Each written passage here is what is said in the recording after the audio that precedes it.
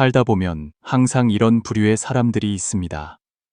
그들은 매우 조용하고 무리를 따르지 않으며 다투거나 아첨하지 않고 늘 묵묵히 지냅니다. 아무리 어려운 일에 직면하더라도 그들은 침착하게 마주할 수 있습니다. 아무리 큰 타격을 받더라도 그들은 담담하게 받아들일 수 있습니다. 어떤 갑작스러운 상황에 처하더라도 그들은 이성적으로 처리할 수 있습니다.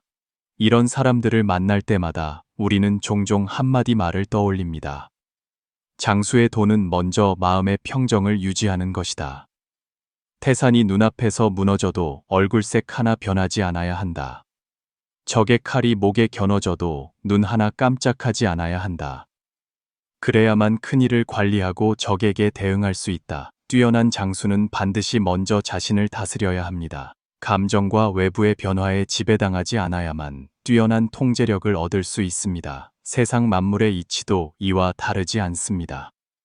무리 속에서 가장 조용한 사람은 말수가 적고 활발하지 않아 보이지만 오래 접촉해보면 그들이 종종 가장 강한 기질을 가진 사람이라는 것을 깨닫게 됩니다. 원인은 매우 간단합니다. 도가에서는 마음의 평정을 유지할 수 있는 사람에게는 천지의 기운이 저절로 모인다고 말합니다. 한 사람의 내면이 평정하면 우주의 힘 또한 그의 삶에 모일 것입니다. 고요한 마음은 하나의 경지이고 지혜이며 보이지 않지만 굳건한 힘입니다. 마음이 고요할수록 기운은 조화로워집니다. 육아서적에는 군자의 행동은 신중함에서 시작된다는 말이 있습니다. 군자의 품행과 원칙은 내면에서 길러진다고 말하는데 이는 내면이 굳건한 사람만이 자신을 단련하고 스스로를 통제하며 분노를 억제할 수 있기 때문입니다. 청나라의 유명한 대신 증국번은 젊은 시절 과거에 급제한 후 마음속으로 매우 대의하며 방탕하고 교만한 성격이었습니다. 관직 경험이 부족했던 그는 종종 다른 사람들과 논쟁을 벌여 스스로 많은 장애물을 만들었습니다.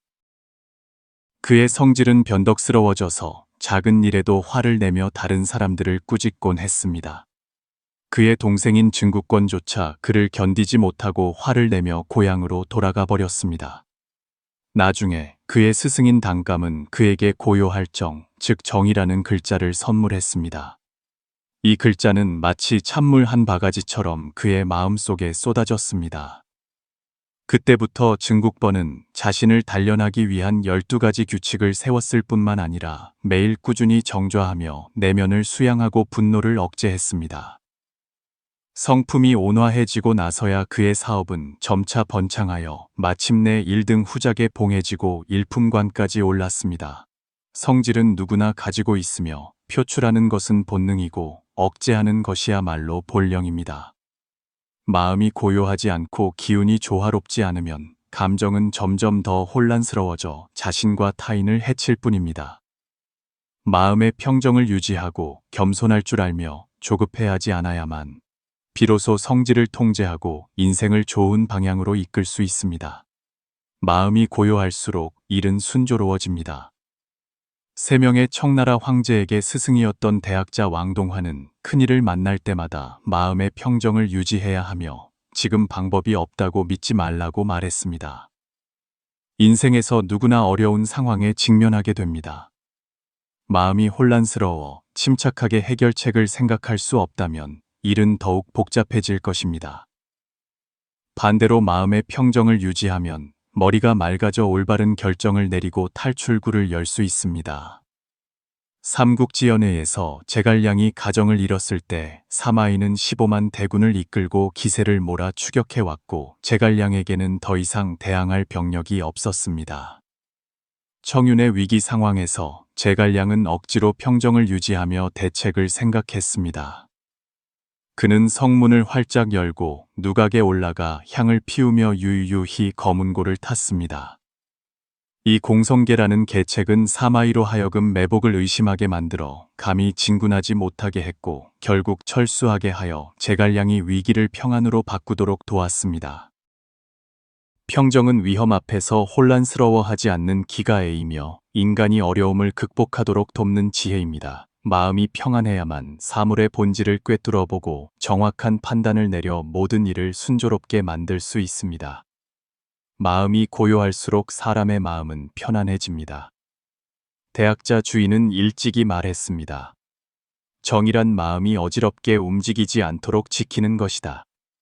인연에 따라 편안히 머무르니 마음이 고요할 때 당신은 비로소 자신이 진정으로 무엇을 원하는지 명확히 깨달을 수 있고 그로 인해 인연에 따라 편안히 머물며 내면이 평안하여 잡념에 방해받지 않게 됩니다.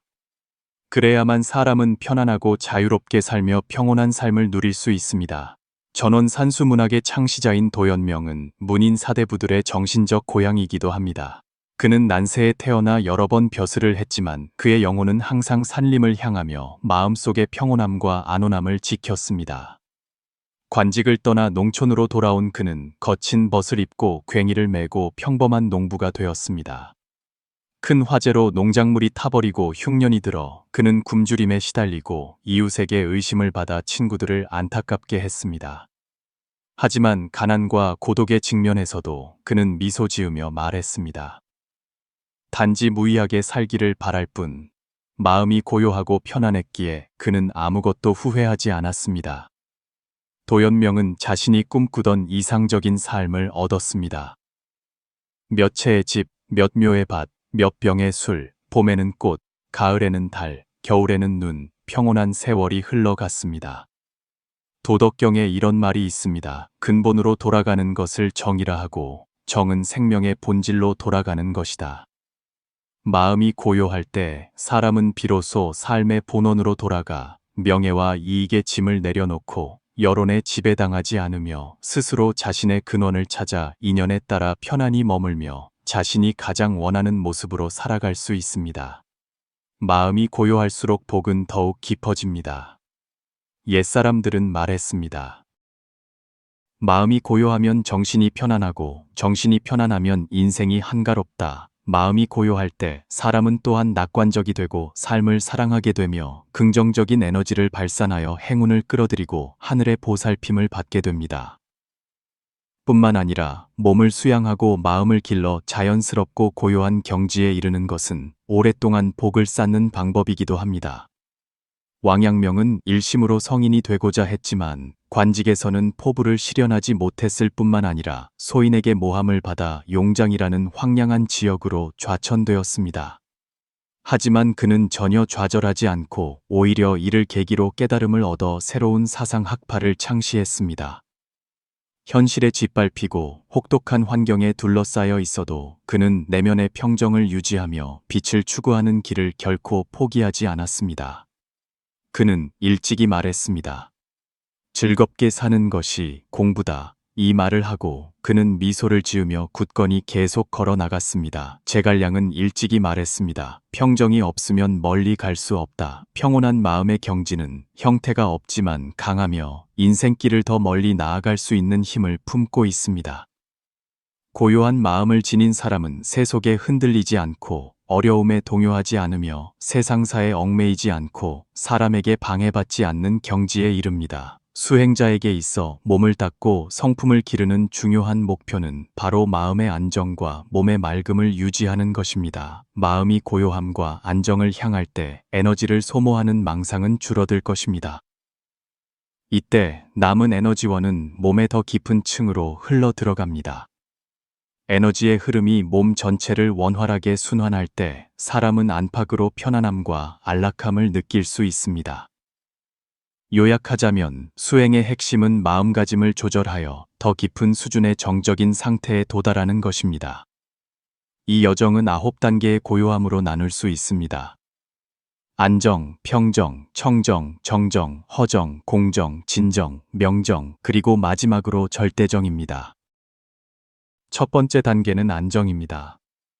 안정은 일을 마주할 때 조급해하지 않고 걱정하지 않으며 아무리 바빠도 마음이 흔들리지 않고 오늘 밤 급히 길을 떠나야 해도 서두르지 않는 것을 의미합니다.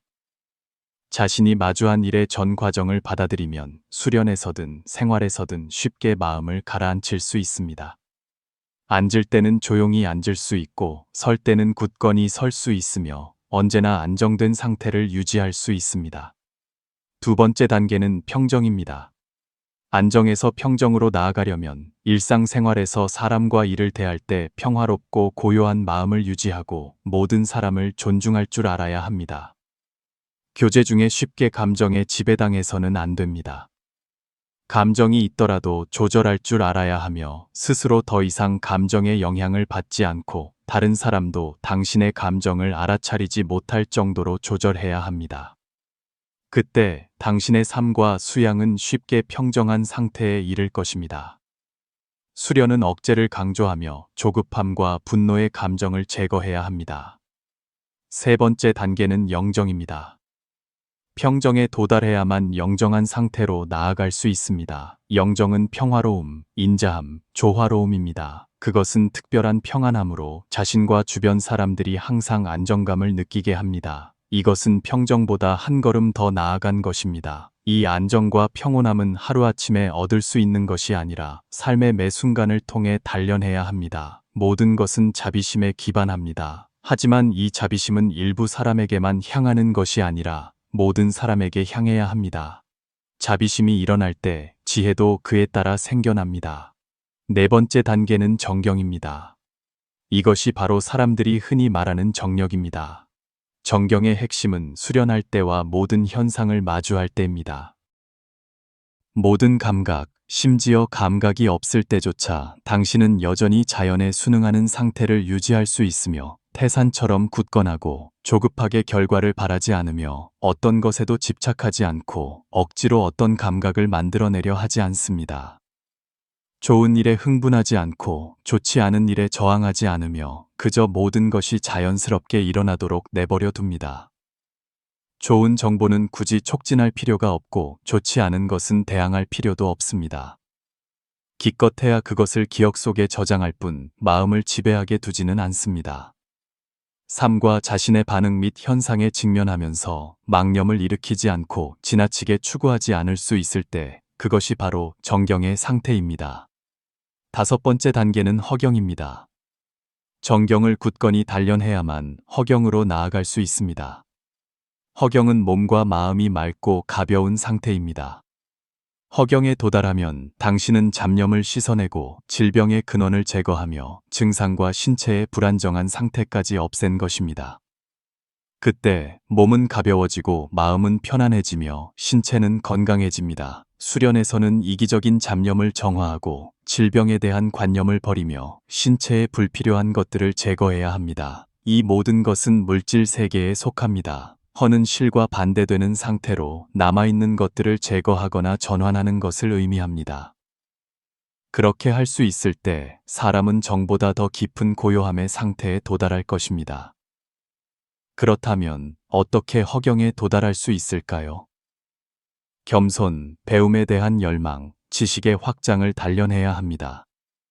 한 사람이 항상 자신을 다른 사람보다 작게 여기고 자신을 낮은 위치에 두며 처음부터 끝까지 겸손한 태도를 유지한다면 삶과 수련에서 쉽게 허경으로 들어갈 수 있을 것입니다. 여섯 번째 단계는 공경입니다. 이것은 의식의 더 깊은 경지로 공경은 단순히 겸손한 것뿐만 아니라 그것을 훨씬 뛰어넘습니다. 그것은 잡념을 없애는 것뿐만 아니라 완전히 텅 비어 어떤 생각도 남아있지 않은 상태입니다. 어떻게 공경을 단련할 수 있을까요? 삶에서 모든 사람과 모든 일에 너무 집착해서는 안 됩니다. 어떤 것을 너무 중요하게 여기지도 말고 어떤 일이 반드시 그래야 한다고 생각하지도 마십시오. 다른 사람에게 당신이 강요하거나 위협하고 있다는 느낌을 주지 말고 좋은 것이나 나쁜 것에 집착하지 않고 모든 것을 자신의 뜻대로 강요하지 않는 법을 알아야 합니다. 그 상태에 도달했을 때 그것이 바로 공경입니다. 일곱 번째 단계는 진경입니다. 공경에 도달해야만 진경으로 나아갈 수 있습니다. 이것은 진정한 선정의 상태로 옛사람들이 말하는 탈퇴환골, 즉 허물을 벗고 처음부터 다시 시작하여 완전히 새롭게 변화하여 생기가 넘치는 다른 사람이 되는 것입니다. 이 경지에 도달하려면 일상생활에서 창의적일 줄 알고 가장 작은 현상 하나하나에 주의를 기울이며 항상 근원을 탐구하고 새로운 규칙과 새로운 문제를 발견해야 합니다. 미시적인 것부터 거시적인 것까지, 가장 작은 것부터 가장 포괄적인 것까지 모든 일을 세밀하게 관찰해야 합니다. 사건을 명확히 이해할 뿐만 아니라 그 원인과 본질을 이해해야 하며 과학자처럼 탐구하고 탐색하는 정신을 가져야 합니다. 삶에서 창의력을 기르고 문제를 보는 관점을 끊임없이 새롭게 해야 하며 이미 있는 것에만 의존해서는 안 됩니다. 그래야만 진경에 도달할 수 있으며 이것이 바로 진정한 선정의 진리입니다. 8번째 단계는 명경입니다. 명경은 명료함과 통찰을 의미합니다. 그것은 당신이 자신을 명확히 이해하고 주변의 모든 사물을 이해하며 심지어 자신의 내면과 신체까지 꿰뚫어 볼 수 있을 때입니다. 당신은 좋고 나쁜 정보를 인지할 수 있고 심지어 그 정보의 출처까지 알 수 있습니다. 어떻게 명경에 도달할 수 있을까요? 문제를 연결하고 전체적으로 보는 능력이 필요합니다. 하나의 사건에 직면했을 때 한쪽 면만 보지 말고 앞, 중간, 뒤 또는 위, 중간, 아래의 3가지 각도에서 관찰해야 합니다. 문제를 다양한 방향에서 보는 능력을 단련하고 모든 사물에 대한 전체적인 시각을 가져야 합니다. 그렇게 해야만 안정에 도달할 수 있습니다. 9번째 단계는 영경입니다. 이것은 인간이 삶의 모든 일을 유연하고 완전하게 처리할 수 있는 경지로 신중하게 생각할 뿐만 아니라 완벽하게 해결해야 합니다. 이 상태에서 사람은 자신의 에너지를 주도적으로 사용하기 시작하며 자신과 주변의 영향까지 통제할 수 있습니다. 영경에 도달하려면 모든 사물의 내부 작동 규칙에 주의를 기울이고 3차원 공간뿐만 아니라 심지어 다차원에서의 상호작용 관계를 관찰해야 합니다. 발생하는 모든 일은 다른 많은 요소, 사람, 주변 환경과 연결되어 있습니다. 문제를 분석할 때 상호작용하는 관계와 에너지의 흐름을 고려해야 합니다. 그렇게 함으로써 모든 일을 완전하게 처리하고 어떤 측면도 놓치지 않을 수 있습니다. 이것을 할 수 있게 되면 당신은 자신뿐만 아니라 주변 사람들에게도 긍정적인 영향을 미치고 조화로운 세상에서 모든 일이 완전해질 것입니다. 이것이 바로 생명의 원만한 상태입니다. 여기까지 듣고 많은 분들이 이렇게 생각할지도 모릅니다. 나도 고요해지고 싶고 생명의 원만한 상태에 도달하고 싶지만 어떻게 마음을 가라앉혀야 할까? 어떻게 마음을 가라앉힐 수 있을까? 사실 이 질문 자체에서 우리는 문제가 어디에 있는지 알 수 있습니다.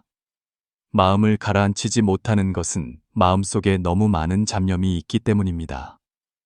당신이 마음을 가라앉힐 수 없다고 생각할 때 그 생각 자체가 하나의 잡념입니다. 그 생각이 한번 일어나면 당연히 당신은 고요해질 수 없습니다. 안정의 경지로 들어가는 열쇠는 선정에 있으며 선정의 핵심 요소는 집념을 내려놓는 것입니다. 집념은 바로 마음속에 얽힌 생각들이며 잡념을 제거하고 수행의 길에 일심으로 전념해야 합니다. 하지만 사람들은 보통 자신의 마음이 혼란스러운 생각들로 가득 차 있다는 것을 깨닫지 못하지만 명상을 하거나 고요히 있을 때 온갖 생각들이 갑자기 밀려옵니다. 마음의 맑음을 수련하는 것은 일상생활과 분리될 수 없습니다. 집념을 내려놓는 능력을 기르려면 먼저 마음을 수양하고 덕을 기르며 생각을 조절해야 합니다. 정직한 사람을 만나면 먼저 자신을 돌아봐야 하고 다른 사람에게 존중받고 싶으면 먼저 우리가 다른 사람을 존중해야 합니다. 다른 사람을 겸손과 포용의 마음으로 대하는 것은 나약함의 표현도 아니고 스스로를 낮추는 것도 아니며 열린 마음을 표현하고 덕과 선한 마음으로 모든 사람을 대하는 것입니다. 그렇게 할 수 있다면 우리는 모든 외부의 소동을 제거하고 정진 수행에 집중할 수 있습니다. 다른 사람을 고칠 수 없다면 번뇌하거나 화낼 필요 없이 그것을 자신을 완성할 좋은 기회로 여기십시오. 인생은 매일 할 일이 셀 수 없이 많으니 어떻게 내면을 항상 평온하게 유지할 수 있을까요? 바로 모든 일에 직면할 때 담담하게 받아들이고 서두르지 않고 혼란스러워하지 않으며 후회하지 않도록 각 일을 최선을 다해 완수하는 것입니다. 완수하고 나면 그것을 내려놓고 마음에 어떤 부담도 남기지 말고 마치 일어난 적 없는 것처럼 여기십시오.